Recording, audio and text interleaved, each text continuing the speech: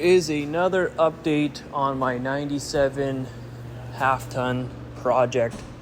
I've been getting the help of Kyle and Sandy of Extreme Truck, so please go check them out on TikTok, Instagram, YouTube.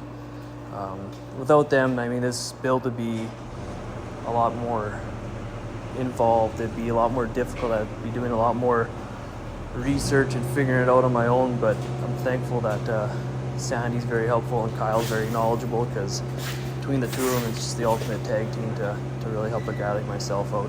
I don't really deal with the mechanical side of things too much.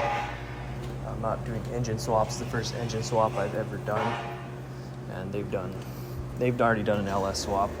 They actually did, this might interest a lot of you guys, but they've already done drawing a blank on it, a 5-liter Coyote swap. But yeah, check out their page. Yeah, they did that Coyote swap in a Bronco. I should mention that. It's a 78 Bronco. Sounds about right. Anyways, so I got them here at the shop. Kyle's got that farm boy knowledge. He says, oh yeah, just pick it up as I'm worrying about it. And so we're just setting up the chains here. Got the rear axle off earlier. That came apart real easy. Spent about a month just soaking it in penetrating oil and broke all the bolts loose before I brought it over to this side of the shop and lifted it. But yeah, just trying to get the chain set through the cab mounts, and that one came off. So we gotta put the chain back on, rehook it up. But I'm actually very surprised with how well balanced this frame is when picking it up. It didn't tip one way or not, because the front looks a lot heavier than the back. But I'm glad I have the skid steer, because I don't think I would be able to actually lift this thing easily with 4 people. You could, but just get it up on the trailer is a little difficult. But I'm glad to have Kyle here, manning the chains. I'm in the skid steer, pretending to know what I'm doing. Yeah, having tools, a shop, and a skid steer, all that stuff is really nice to have at any time, because it makes this a lot more simple. But we're gonna lift it up. Trailer's still got some ice on it, but we'll leave it in the shop overnight, let it thaw. Don't forget to turn on your safety lights so everybody in the shop knows somebody operating heavy equipment. Yeah, this came up really easy. The only thing I wish you had, like, that self-leveling when you lift, because you kind of have to play with the tilt a bit, but as you went on easy, I could see everything pretty good. Just a matter of slowly creeping it up. Wouldn't want to rush it and have a chain slip or whatever it might be, but this was very straightforward. I definitely overthought it. Kyle says, yeah, just pick her up and send it. But yeah, I'm pretty happy with how simple that was. So I know when I take it off after sandblasting, it's going to be just as easy. And down we go. Gentle, because I don't really need to be gentle, because it's just a solid metal frame, but simple as that. Definitely helps to have a skid steer. Like I said, got the extensions there, all that good stuff, making life super easy. Having an extra set of hands is easy. But that was pretty much the Saturday I had, is taking every little piece of hardware off. Had a bunch of little bolts that I just needed to remove. Took no time. Rear axle, take all that apart and get the frame loaded, pretty much clean up. And then Sunday I started tearing apart the axle. It's Sunday now, and what I ended up doing, got this frame on the trailer as you saw. I pulled it outside and I actually pressure washed everything, because it was just full of grease and dirt. I wanted to get as much of it cleaned out as I can, so when I send it to the sandblaster, they're not upset. And it was just caked inside of there, but I mean, it's pretty clean now. Didn't use any degreaser, just the pressure from the pressure washer, blowing all the dirt off. And I'm going to put a fan on this trailer, because I want to dry it out as best I can, so hopefully the wood's dry when the frame is blasted. I put the fresh sandblasted frame back on the trailer, and it doesn't start rusting immediately because it's on wet wood. But we'll see how that goes. Hopefully it doesn't snow this week. And yeah, I also got the rear axle torn apart. I'll show you that in a bit. Definitely been a lot of work to get to this point, and I'm not upset about it. Hey, look at this. We got a 92 K1500 in the shop. Painted that last year. Just finishing up the box this year. Did a spray and bed liner.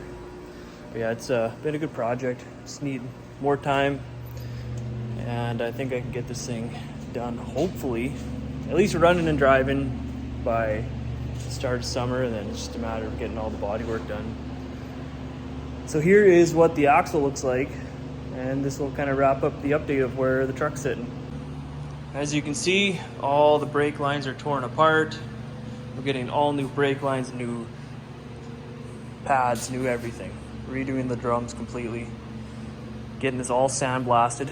I want to keep it as one solid unit so I don't get sand in anywhere. Then after it's done being blasted and painted, and take the cover off. I can always refinish this because the bolts I'm going to keep in, but to refinish that is not that big of a deal. And I have one bolt here that's mismatched, so if I can find an extra one that is the same, I'll be really pumped about that. But yeah, frame's ready to go. This is going to be my parts area for all the stuff that I need sandblasted. So all the little pieces, leaf springs, brackets, control arms, I got to get all this pressed out. But so far it's going well. Hopefully going to get the frame blasted this week and then painted at the same time. And I'm praying that it's going to be a lot of work, a lot of hours, but it's going to look good, last forever, all that good stuff. So I'm pretty excited about that. And one more thing, I'm looking for advice on doing a hydro boost upgrade on the truck. This truck had a vacuum booster. I bought a truck, an 04 Silverado. This is the hydro boost out of that. It's out of the new body style, but it's not going to line up perfectly. I'm pretty sure I can make this work, but what I'm gathering is, if anybody knows more than me, is if you find a 3/4 ton or 1 ton truck of the same vintage, 96 to 2000, that has hydro boost, pretty much anything that's a diesel or the 7.4 liter engine should have hydro boost. From what I can understand, it'll be a direct bolt on, where that is not a direct bolt on. There's a little bit of playing around with this to get that to line up. If anybody knows if that is actually going to work, any pretty much diesel 3/4 ton or bigger with the hydro boost will bolt in directly, I'd like to know. I'm trying to ask Facebook groups and whatever, and Google as much as I can, but it's always good to get a second opinion. And then the other thing is, with a guy on Facebook recommended to put the hydro boost in, he also said to upgrade the brake calipers. So these have a certain amount of stopping force, like the factory stuff. That's not even the brake caliper, what am I looking at? But the 3/4 tons have more stopping power. I'm just rambling at this point, but brake calipers, they call them JB8, JB7, JB6, and JB5. And from what I can gather, the brake calipers that came with this truck, I'm replacing them anyways, they were a JB6. But it's a direct bolt-on from what I can gather for the JB7. I don't know what it's going to do, but what I'm thinking is, when I order brake calipers, I will probably get the 3/4 ton, the JB7s, because I'm going to have the upgraded cylinder and hydro boost and all that. So I figured with the extra power I'm producing, I should have the upgraded calipers. I'm redoing them anyways. So I don't know if anybody knows about that as well. Feel free to message or comment or whatever. Get a hold of me somehow, because I am a little lost and confused with that. But yeah, there's another truck update, making progress. Feel free to subscribe, like, comment. That all helps a ton to spread the channel. And I also got memberships going, so anybody's looking for painting advice, feel free to check with the memberships. I can do a live chat anytime, I can do video review anytime, and just check out those options I got for membership, and feel free to become a member. You'll get extra access to the things that I'm doing, and yeah, it'll be exciting to start growing a community of like-minded painters and guys who are interested in these trucks and whatever it could be. So yeah, I'll bring you another truck update when I guess something big happens, like painting the frame.